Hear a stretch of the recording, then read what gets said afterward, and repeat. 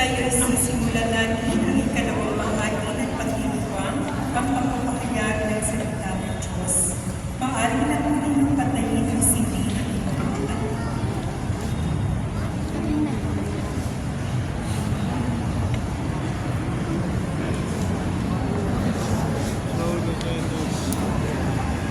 Mga kapatid, ngayong nasimulan na natin ang pagtawagang pagdiriwang ng muling pagkabuhay, makinig tayo mabuti sa salita ng Diyos. Sa loob natin kung paano niyang ginaganap sa iba't ibang yugto na kasaysayan ang pagliligtas siya sa mga hinirang na tao. Noon nang sumapit ang tinakda niyang panahon, ang kanyang sariling anak, ang kanyang sinubok, upang maging ating tagapagligtas. Hilingin natin sa Diyos ang kagalakan ng kaligtasan na nangyayari ngayon sa pagdiriwang ng Pasko ng pagtubos sa kalan. Pagsipulang lahat.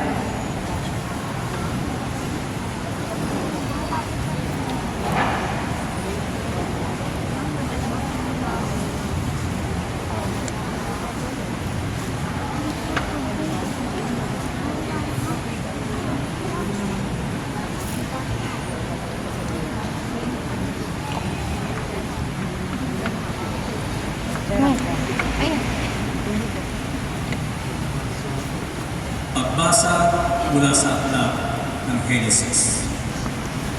Nang simulang likhain ng Diyos ang lupa at ang langit, ang lupa ay lamang nabisuan niya. Dilim ang bumabalot sa kalaliman at tumihim ang malakas na hangin sa ibabaw ng lupa. Sinabi ng Diyos, Magkaroon ng liwanag. at nagkaroon na. Nasiyahan ng Diyos na ito'y mamasdan. Pinagbukan niya ang liwanag at ang dilim. Ang liwanag ay tinawag ng araw, at ang dilim naman ay tinawag ng gabi. Dumaan ang gabi at sumapit ang umaga. Iyon ang unang araw. Sinabi ng Diyos, Magkaroon ng kalawakang makahati sa tubig upang ito'y magkahiwalay. at nangyari ito. Ginawa ng Diyos ang kalawakan na pumagitan sa tubig na nasa itaas at nasa ibaba. Langit ang itinawag niya sa kalawakan. Dumaan ang gabi at sumapit ang umaga. Iyon ang ikalawang araw. Sinabi ng Diyos, Magsama sa isang dako ang tubig sa silong ng langit upang lumitaw ang lupa. at ito'y nangyari. Ang lupa ay tinawag ng daigdig at karagadagan ang nagsama-samang tubig. Nasihan siya na ito'y mamasdan. Pagkatapos, sinabi ng Diyos, Magkaroon sa lupa ng lahat ng uri ng halamang namumunga at nabubuti. at nangyari ito. Tumungo sa lupa ang gayong mga halaman. Nasiyahan siya sa kanyang ginawa nang ito'y mamasdan. Dumaan ang gabi at sumapit ang umaga. Iyon ang itatlong araw. Sinabi pa ng Diyos, Magkaroon ng mga tanglaw sa langit para mabuod ang araw sa gabi. Ito ang magiging batayan sa bilang ng mga araw, taon at kapistahan.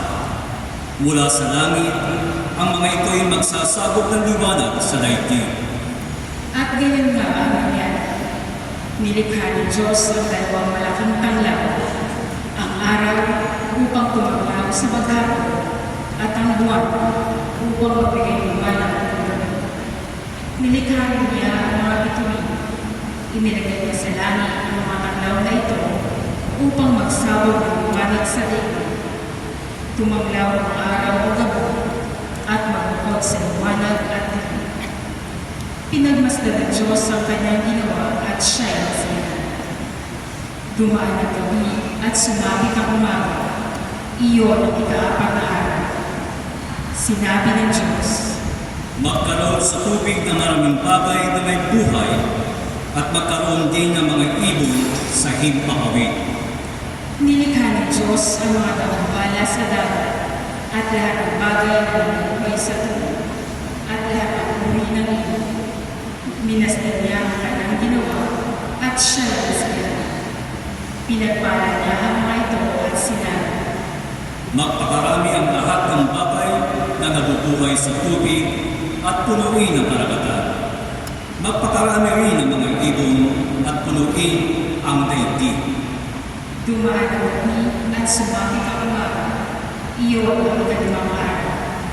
Sinabi ng Diyos, Magkaroon ng lahat ng uri ng hayop sa lupa, maaamo, maiilaw, malalaki at maliliit. at gayon nga ang nangyari. Nilikha nga niya ang lahat ng ito at siya'y lubos na nasiyahan ng mamasdan ang mga ito. Pagkatapos likhain ang lahat Saan ng sila, ito, Sarah? sinabi ng Diyos, Hindi nag-text. Ngayon, dalangin natin ang tao.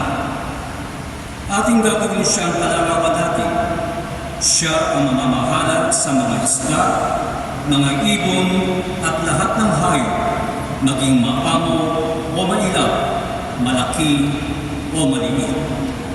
nilalangan ng Diyos ang tao ayon sa kanyang larawan.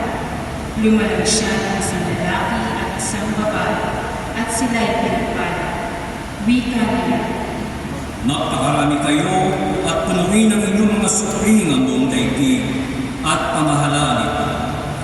Binibigyan ko kayo ng kapangyarihan sa mga isda, sa mga ibon, at sa lahat ng maiilaw na hayop, maging malalaki o maliliit. Bibigyan ko rin kayo ng lahat ng uri ng buti at mga bungang kahoy na inyong makakain. Ang lahat ng halamang buntian ay ibibigay ko naman sa may ilap na hayop, malaki man o maliit, at sa lahat ng mga ibon. at ito nga ang nangyari. Pinagmasdan ng Diyos ang lahat niyang ginawa at lubos siyang nasiyahan. Dumaan ang gabi at sumapit ang umaga. Ito ang ika-anim na araw. Gayon nilikha ng Diyos ang lupa, Kapatid ng Sarah, pinsan. at lahat ng bagay na nakakita.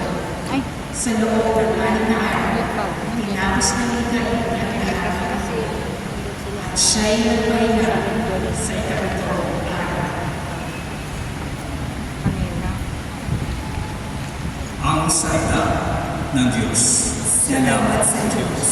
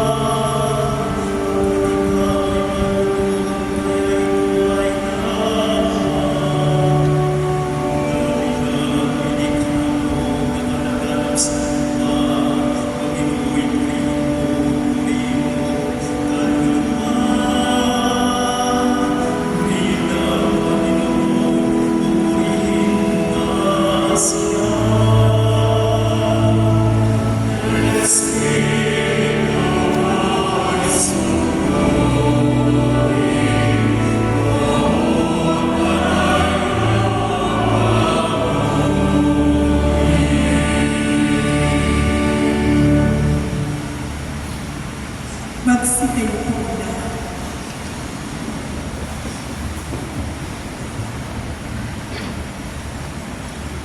Manalangin tayo. Ama naming makapangyarihan, lahat ng iyong mga nilikha ikaw ang tinatakbo. Naway may sa loob ng iyong mga tinutusan daigdig sa pasimula ay lalo kang pinadakila. Sa mahuling panahon ng pagsagip ni Kristo na siya niya'y kundero pamasko, nakasama ng Espiritu Santo, magpasawalang hanggan.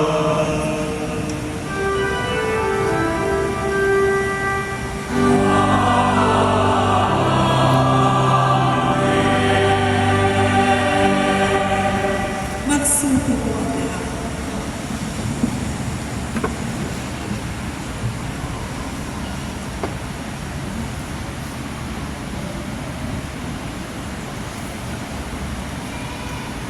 Pagbasa mula sa aklat ng Henesis.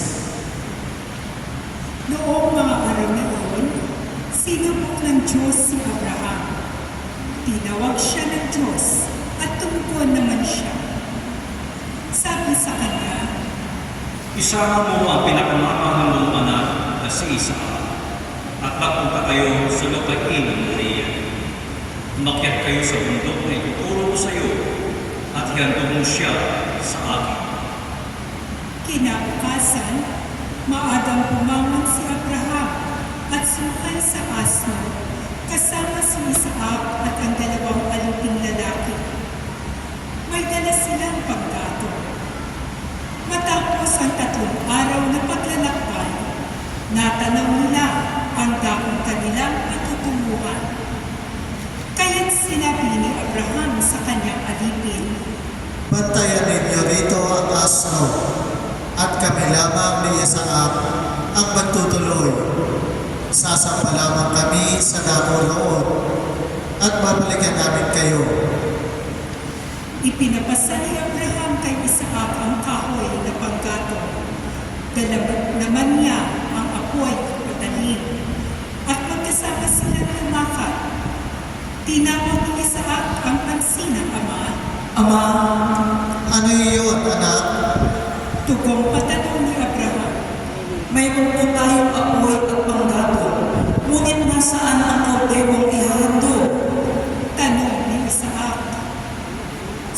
at si Abraham. Anak, ang Diyos ang magbibigay niyon sa atin. Kaya't nagtuloy sila sa paglakad. Pagsapit nila sa dakong itinuro ng Diyos, gumawa ng dambana si Abraham. Iniayos niya sa ibabaw nito ang panggatong at inihiga si Isaac matapos tapusin. Nagsasaksakinan niya ang bata. Tinawag siya ng anghel ng Panginoon at mula sa langit ay sinabi, Abraham, Abraham, huwag mong patayin ang ama. Huwag mo siyang saktan.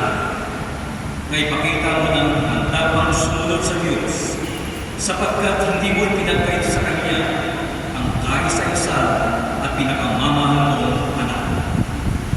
paglingon niya ay may nakita siyang isang lalaking tupa na ang sungay ay napasapit sa mga sanga ng kahoy. Ito'y kinuha ni Abraham at inihandog kapalit ng kanyang anak. Ang lugar na ito'y tinawag ni Abraham na Ang Panginoon ang nagkakaloob. at magpahanggang ngayon sinasabi ng mga tao, Sa bundok ng Panginoon ay may nakalaan. mula sa langit, nagsalitang muli kay Abraham ang anghel ng Panginoon. Wika ito. Akong Panginoon ang nangangako sa iyo. Yang ang hindi mo ipinagkait sa akin ang kaisa-isa mong anak. Pagpapalain kita. Ang lahi mo'y magiging sundalo ng bituin sa langit at ang buhangin sa dagat. Lulupigin nila ang mga lungsod ng kanilang mga katawan. Sa pamamagitan ng iyong lahi, pagpapalain ang lahat ng bansa sa daigdig, sapagkat ikaw ay tumalima sa akin. Ang salita ng Diyos. Salamat sa Diyos.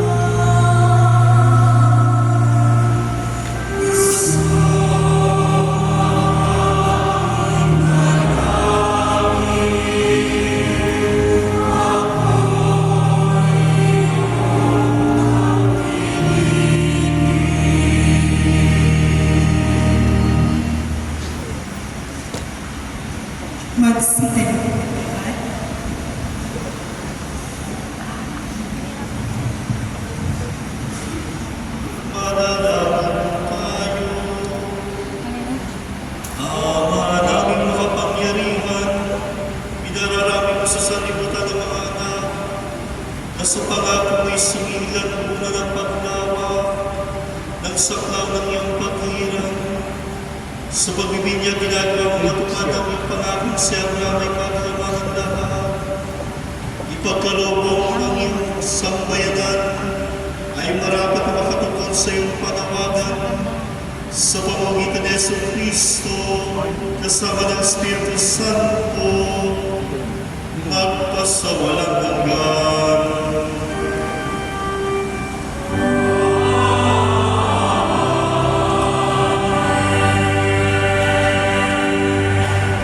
Magsimpo po ang lahat.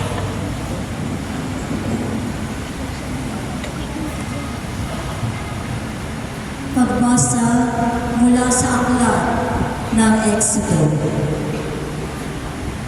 Noong mga araw na iyon, sinabi ng Panginoon kay Moises, Bakit mo ako tinatawag? Palakarin mo ang mga Israelita. Itapat mo sa ibabaw ng dagat ang iyong tubo. Mahahati ang tubig at matutuyo ang nalakaran ng ito. Lalo mo amatikasin ang mga Egyptyo at pasusundan kayo sa dagat. Ngunit doon sila lilipulin. Ang mga Egyptyo, ang mga kawat ng Pharaoh, pati ang kanilang mga kalwa. Ipakikita ko sa kanila ang aking kapangyarihan. Sa gayon, malalaman ng mga Egyptyo niyan na ako ang Panginoon.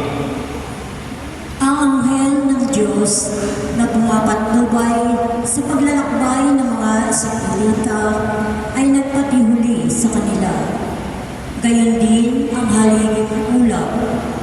Ang ulap ay lumagay sa pagitan ng mga Israelita at ng mga Ehipsyo at lumatag ang kadiliman.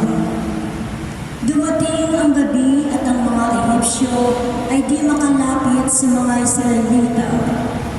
Itinapat ni Moises ang kanyang tungkod sa ibabaw ng dagat. Magdamag na pinaihip ng Panginoon ang isang malakas na hangin mula sa silangan at nahati ang tubig. Ang mga Israelita ay bumagtas sa dagat na ang nilalakaran tuyong lupa sa pagitan ng alimoy pader na tubig. Hinabol sila ng mga Ehipsyo ng mga kawal, karwahe at kabayuhan ng Paraon. Nang magbubukang liwayway na, ang mga Ehipsyo ay ginano ng Panginoon mula sa haliging apoy at ulap. Nalubog ang gulong ng mga karwahe at hindi na sila makatugis ng matulid. Kaya sinabi nila, umalis na tayo rito sapagkat ang Panginoon na ang kalaban natin. Sinabi ng Panginoon kay Moises, Itapat mo ang iyong tungkod sa ibabaw ng dagat at tatagunan ng tubig ang mga Egyptyo, pati ang kanilang lawahe. ganon nga ang ginawa ni Moises at pagbubukang liwayway na dumbalik sa dati ang dagat. Ang mga Ehipsyo ay nagsikap na makatakas, ngunit pinalakas ng Panginoon ang dating ng tubig, kaya sila'y nalunod na lahat. Nang manauli ang dagat, natabunan ang mga karwahit kabayo ng Paraon, pati ang kanyang mga kawal at walang natira isa man. Ngunit ang mga Israelita ay nakatawid sa dagat, natuyo ang dinaanan sa pagitan ng animoy pader na tubig. Nang araw na iyon, ang mga Israelita ay iniligtas ng Panginoon sa mga Ehipsyo. Nakita nila ang bangkay ng mga Ehipsyo nagkalat sa baybay dagat. Dahil sa kapangyarihang pinakita ng Panginoon laban sa mga Ehipsyo, nagkaroon sila ng takot sa Kanya at sumampalataya sila sa Kanya at sa alagad niyang si Moises. Ito ang inawit ni Moises at ng mga Israelita para sa Panginoon. Ang Panginoon ay ating ngayong awitan sa Kanyang kinamtang dakilang tagumpay. Ang mga kabayo at kawal ng pusod ng dagat, lahat natabunan. Ang salita ng Diyos. Salamat sa Diyos.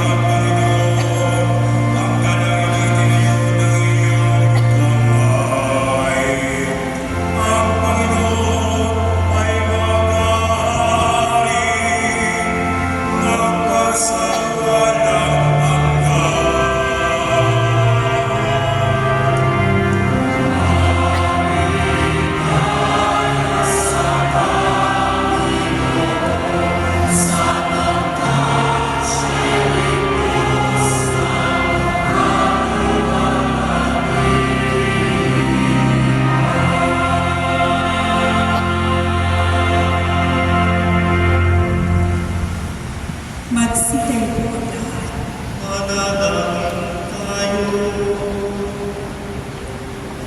Ama naming makapangyarihan, ang dinudulog mong pagpapalaya mo sa iyong sambayanan mula sa pangapi ng haring sa kanila'y nagpapatay, ay nababadagan namin kahit sa aming kapanahunan sa iyong pagliligtas, sa iyong ginaganap sa muling pagsilang mga bininyagan mula sa iba't ibang bansa at bayan. Ipagkaloob mo ang pagiging anak ni Abraham at ang dangal na sa Israel mapagilang ay matulubos mo pag-aragas sa liputan sa pamamagitan ni Jesucristo kasama ng Espiritu Santo magpasawalang hanggan.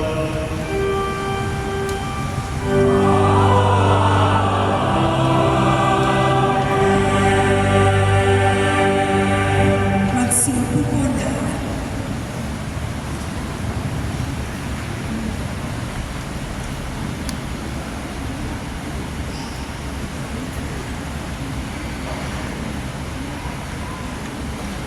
Pagbasa mula sa aklat ni Propeta Isaias.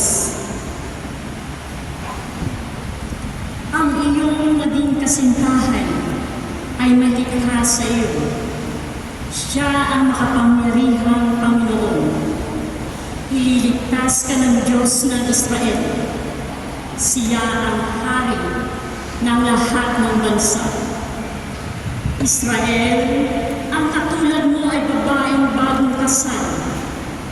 Iniwan ng asawa, batbat ng kalungkutan. Ngunit tinawag kang muli ng Panginoon sa kanyang piling at sinabi, sandaling panahon kita'y iniwanan, ngunit dahil sa tapat kong pag-ibig, muli kitang pupupupin. Sa tindi ng galit, nilisan kita sandali. Ngunit habang panahon ko, ipadarama sa iyo ang tapat kong pagmamahal. Iyan ang sabi ng Panginoon na nagligtas sa iyo. Nang panahon ni Noe, ako ay sumumpang di na mauulit na ang mundong ito'y gunawin sa tubig. Gayon din ngayon, iiwasan ko nang sa iyo ay magalit at hindi na kita parusahan ulit. Maguguho ang mga bundok at ang mga bukod. Ngunit ang pag-ibig ko'y hindi maglalaw at mananatili ang kapayapaang aking pangako. Iyan ang sinasabi ng Diyos na Panginoon na nagmamahal sa iyo. Sinabi ng Panginoon, O Jerusalem, nagdurusang lungsod na walang mayo sa katig-hatian. Muling itatayo ang mga pundasyon mo. Ang gagamitin ko'y mamahaling bato. Gagamitin ko din sa mga tori mo. Patumaningning ang iyong pintuan. At sa mga pader ay mga hiyas na makinan. Ako ang magtuturo sa iyong mga anak. Sila'y magiging payapa at buhay ay umunad. Pagkakatagin ka ng katahulan at katuwiran, magiging malayo sa mananakot at sa tao. Ang salita ng Diyos. Salamat sa Diyos.